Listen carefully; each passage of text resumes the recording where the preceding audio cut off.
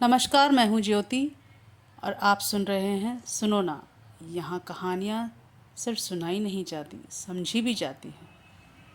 आज हम बात करेंगे विक्रम बेताल की तीसरी कहानी पुण्य किसका की। जैसे ही राजा विक्रम ने बेताल को अपने कंधे पर लाद कर चलना शुरू किया, बेताल बोला, राजा विक्रम, मैं तुम्हें एक कहानी सुनाता हूँ, ध्यान से सुनना और अंत में बताना पुण्य किसका होगा।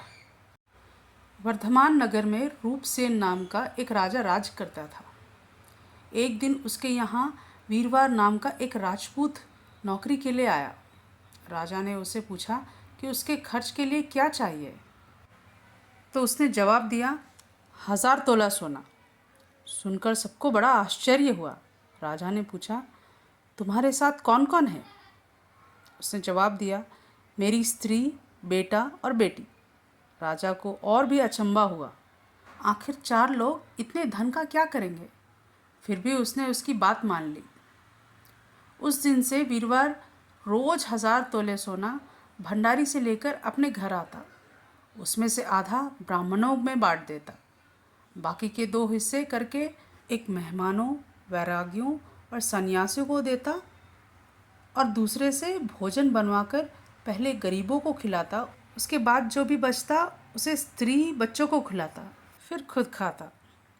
उसका काम यह था कि शाम होते ही ढाल तलवार लेकर राजा के पलंग की चौकीदारी करना। राजा को जब भी रात को ज़रूरत होती वह हाजिर हो जाता। एक आधी रात के समय राजा को मरघट की ओर से किसी के रोने की आवाज़ आई।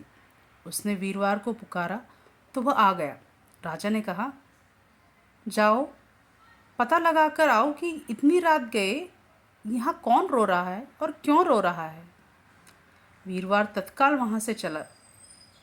मरघट में जाकर देखता है कि सिर से पांव तक एक स्त्री गहनों से लदी, कभी नाचती, कभी कूदती और सिर पीट कर रोती, लेकिन उसकी आंखों से एक बूंद आंसू की नहीं निकलती।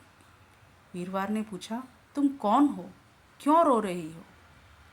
उसने कहा, मैं राजलक्ष्मी हूँ। रोती इसलिए हूँ कि राजा विक्रम के घर में खोटे काम होते हैं, इसलिए वहाँ दरिद्रता का ढेर पड़ने वाला है। मैं वहाँ से चले जाऊँगी और राजा दुखी होकर 1 महीने में मर जाएगा।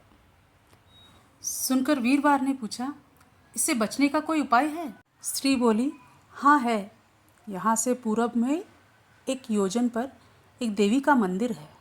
अगर तुम उस देवी पर अपने बेटे का शीश चढ़ा दो तो वो विपदा टल सकती है। फिर राजा 100 बरस तक राज करेगा। वीरवार घर गया और अपनी स्त्री को जगाकर सब हाल कहा।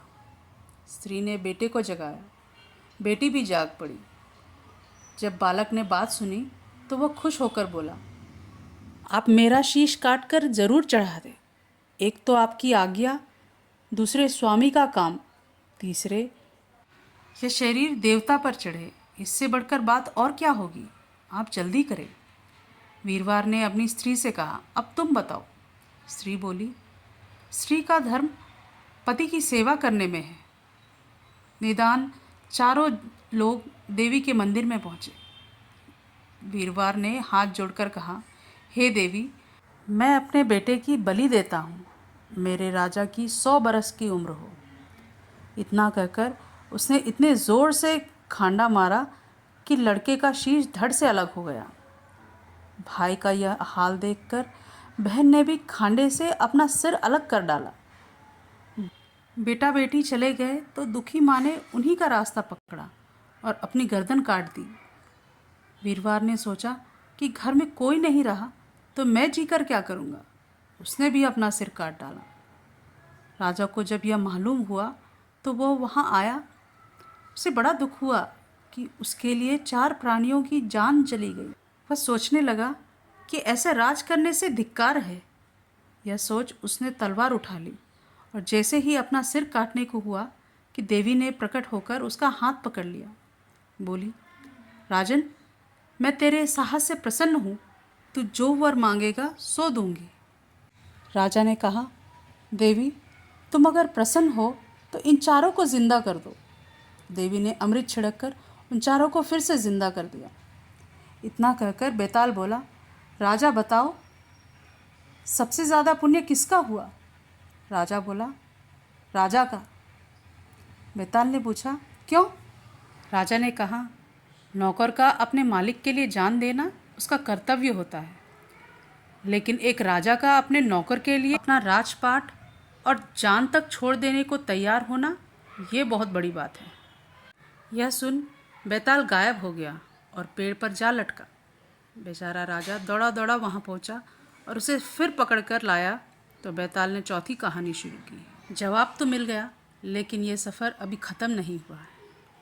अगर आपको ये कहानी पसंद आई हो तो वीडियो को लाइक करें, शेयर करें और सुनोना को सब्सक्राइब ज़रूर करें। धन्यवाद।